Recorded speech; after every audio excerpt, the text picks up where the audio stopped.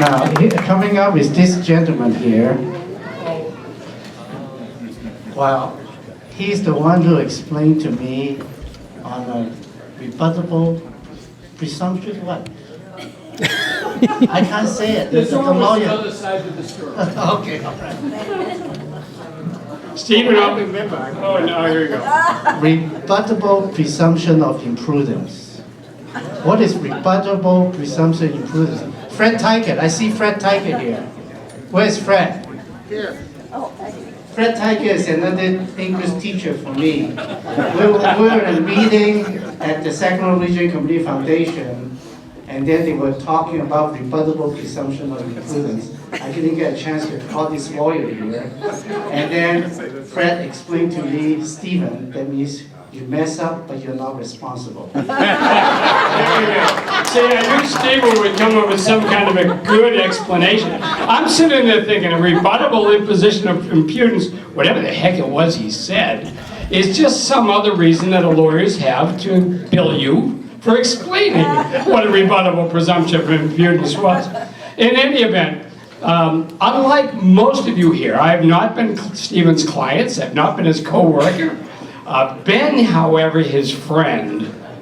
For some amount of time, some good long amount of time, my wife, I've been so benefited, my wife and his wife, Annie, my wife's Annie, his is Maggie, when they were just kids at McClatchy, went to Europe together, when she was just a minor and Maggie was a senior, and they just did all sorts of wonderful things. When we lost track, I didn't have any track to lose, but somewhere 20 years ago or so, up the street at some exercise facility, we all met up on a dance floor and connected and have been friends ever since. And as somebody not working with Stephen, and as a lawyer sort of in a different environment, you sort of step back and you watch the people around you at times.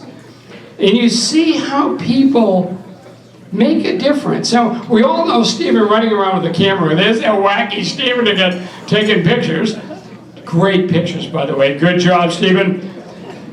We see that guy that seems to know what's going on in the world, like he's got some inside touch on what's going on.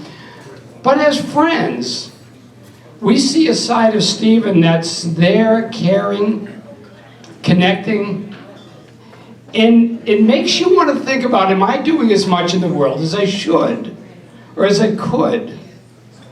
And sometimes that really reflects back to us. Good people make us look inside to see are we as good as we can. Ann and I and Steve and Maggie all went up to some place just to play golf about a year ago. And it was up around Murphy's, and I'll never forget this, Stephen, because it was so special. We came back, and my wife's niece is running a nursery, not a kid's nursery, but trees and plants and green things, up in Murphy's. And Stephen comes in, we all went over there to say hi, and Stephen, suddenly he's down on his knees talking to our niece's kids, these little tiny kids. And he's got out a pen and some paper, and he's writing their name in Chinese. I'm thinking he's Egyptian and it's hieroglyphics, because I don't know any of this stuff. But he's down on his knees, talking to these little kids, saying, here's what their name means in Chinese symbols. How many of us get a chance in the world, or even think in the world, of paying it forward? Stephen takes the skills he's learned in life and takes the language that he learned as a child and takes it to a new generation and says, this is what your name means. This is what you can be. Wow, man, that's powerful. How many of us know people around that do that? He does it. So I'm sitting across the room and I'm thinking about that. Okay, I gotta think about it. I gotta talk something about it because it was important. So I'm looking across at Stephen. Now this is kind of weird because maybe it's something wrong with my brain, but I'm looking over and say, he looks remarkably like Garrison Keillor. You know, it's another person who stand up, Stephen, come on. Now look at, we got the same round face, yeah. Glasses, not quite as big. graying whitish hair, a smile.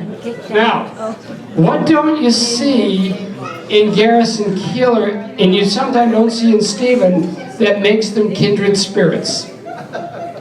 At the end of the Prairie Home Companion, how many of you here listen to the Prairie Home Companion? How many of you have been to the Prairie Home Companion? Not enough hands went up. But leave it this way. When Garrison Keillor left the stage at the end of the Prairie Home Companion on a Saturday night, he also, by the way, has recently retired. Everybody on the other end, everybody that could hear him, felt good. Felt that they had an experience that was special in their lives that made the world good and safe and a nice place to be. Stephen not only looks like Garrison Keillor in my mind, Stephen is like Garrison Keillor. Because what we hear here is a person who has made our world better, and has made all our lives better, and is teaching us to pay it forward. Thank you, Stephen.